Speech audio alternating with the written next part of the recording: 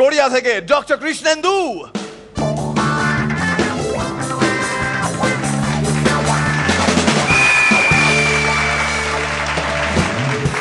ইউএসএতে রাস্তা দু রকমের, একটা ন্যাশনাল একটা ইন্টারন্যাশনাল।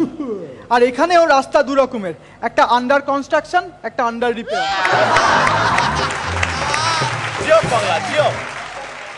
সকালবেলা দিদিমা দাদুকে বলল, এই জানো তো কালকে রাতে স্বপ্ন দেখলাম আমাকে একটা লোক ছুরি মারলো আর আমি মরে গেলাম। দাদু অমনি পাশ থেকে বলল, এই স্বপ্ন যদি সত্যি হতো তাহলে তো আমি রোজ রোজ বাবা হতাম।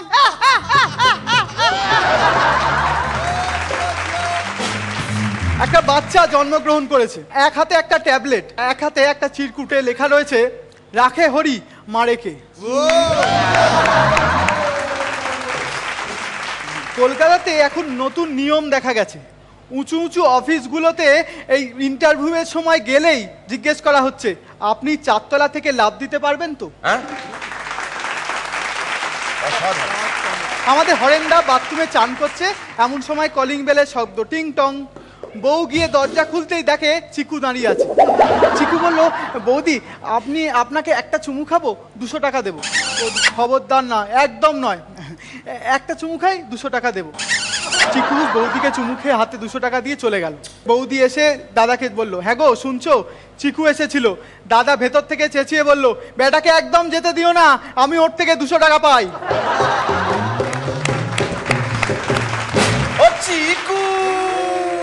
অন্ধকারে দিদিমা হাতরাতে হাতরাতে দাদুর পায়ে হাত দিল।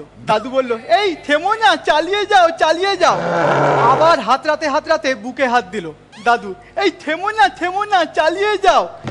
আবার হাতরাতে হাতরাতে হাতে হাত দিল। দাদু, এই থেমো না চালিয়ে যাও। হঠাৎ দিদিমা চুপ। দাদু বলল, এই থেমে গেলে কেন? অন্ধকার থেকে দিদিমা বলল, না না, টিভির রিমোটটা খুঁজে পেয়ে গেছি।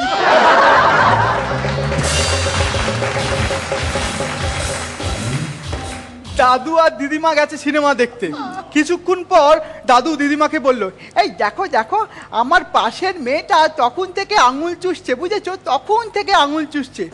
দিদিমা, এই দেখো, একদম পাত্তা দিও না, জাস্ট তুমি পাত্তা দিও না। পাত্তা দেবো না বললেই হবে, ও তো আমার আঙুল চুষছে। ফুলসজ্জার রাতে বর বউয়ের ঘোমটা তুলে মুখ দেখে হাতে 500 টাকা দিল। বউ জিজ্ঞেস করলো, আচ্ছা এই 500 টাকা কেন? না, আজকে আমি তোমার প্রথম মুখ দেখলাম, এই জন্য 500 টাকা। বউ বলল, বাবা বুঝতে পেরেছি, আজকে ভালোই ইনকাম হবে।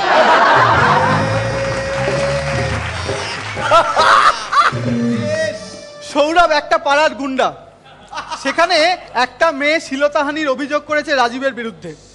রাজীবকে ধরে নিয়ে এলো সৌরভ, নিয়ে জিজ্ঞেস করলো, হ্যাঁ আমার পাড়ায় থেকে এইরকম ব্যাপার, কি হয়েছে ঘটনাটা খুলে বল। রাজীব বলল, আমি রাস্তা দিয়ে যাচ্ছিলাম, এমন সময় মেয়েটা আমাকে দেখে চোখ মারলো। তারপর তুই কি করলি? আমি কিছু করিনি, আমি ভাবলাম ভাই সৌরভদার এলাকা, ভাই কিচ্ছু করবো না ভাই। তারপর আর কি, তারপর মেয়েটা আমাকে জোর করে ঘরের মধ্যে ঢুকিয়ে নিল। তারপর তুই কি করলি? আমি ভাবলাম ভাই সৌরভদার এলাকা, ভাই কিচ্ছু করবো না ভাই। তারপর মেয়েটা আস্তে আস্তে আমার গায়ে মাথায় হাত বোলাতে লাগলো। তারপর তুই কি করলি? আমি ভাবলাম ভাই সৌরভদার এলাকা, ভাই কিচ্ছু করবো না ভাই। তারপর মেয়েটা সব জানলা দরজা আলো ফালো সব নিভিয়ে দিল। তারপর আমি ভাবলাম ভাই সৌরভদার এলাকা, ভাই আমি কিচ্ছু করবো না ভাই। সৌরভ বলল, দূর, নিকুচি করেছে সৌরভে। তারপর কি হলো বল? রাজীব বলল, আমিও তো তাই ভাবলাম, নিকুচি করেছে সৌরভে।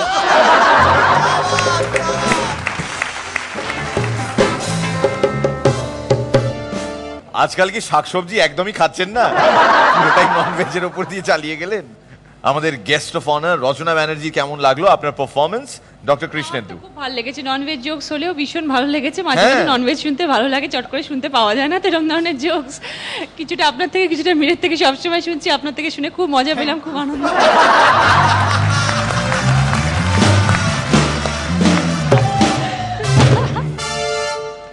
ये पहली बार मेरे पे बाउंसर आया, पहली बार। ও আমি জানতাম না আপনি ডাক্তার। ও গ্রেট, ডাক্তার হয়েও আপনি এরকম ধরনের জোকস বলেন, শুনে আরো ভালো খুশি হলাম। আপনার চেম্বারের অ্যাড্রেসটা দিয়ে দিন আজকে। কিসের doctor?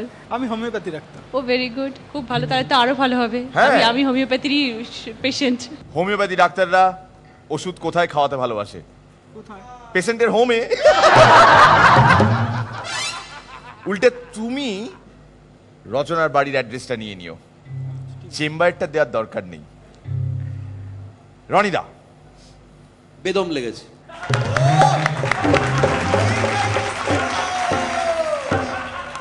Guinness Book of World Records এ নতুন রেকর্ড। রনিদা মাত্র 3 সেকেন্ডে কমেন্ট দিয়েছেন।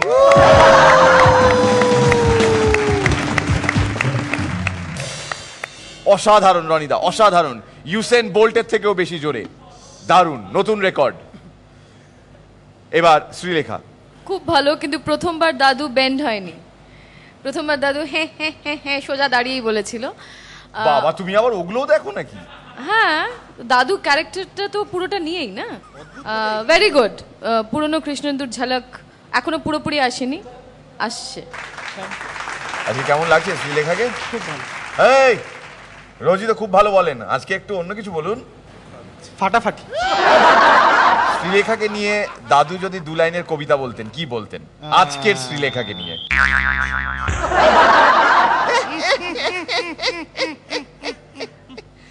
তোমায় দেখে আধার হয় উড়ে যায় আলো, তোমায় দেখে আধার হয় উড়ে যায় আলো।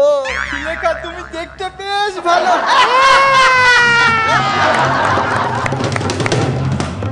বরান্দা।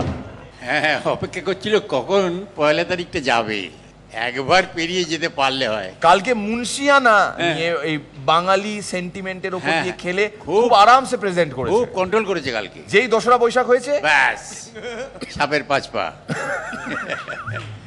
ভালো, তোমার অনুযায়ী সব ঠিকই আছে, ভালো হয়েছে, খুব ভালো হয়েছে।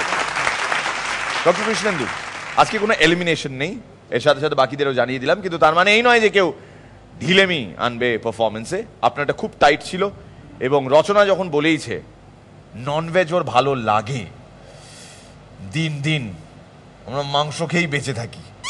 Thank you doctor Krishnendu, thank you. বাড়ি ঠিকানাটা পরে নিয়ে নেবেন। বাড়িতেই আমার চেম্বার, আমার চেম্বারটা আমার বাড়িতে। মানে আপনি পুরোপুরি কমফোর্টেবলি সাজিয়েছেন পুরো বিষয়টা। চেম্বারে আসবে, তারপর বাড়ি নিয়ে যাওয়ার মতন ব্যাপার হলে থেকে গেল ওইখানেই। খুব ভালো, থ্যাংক ইউ।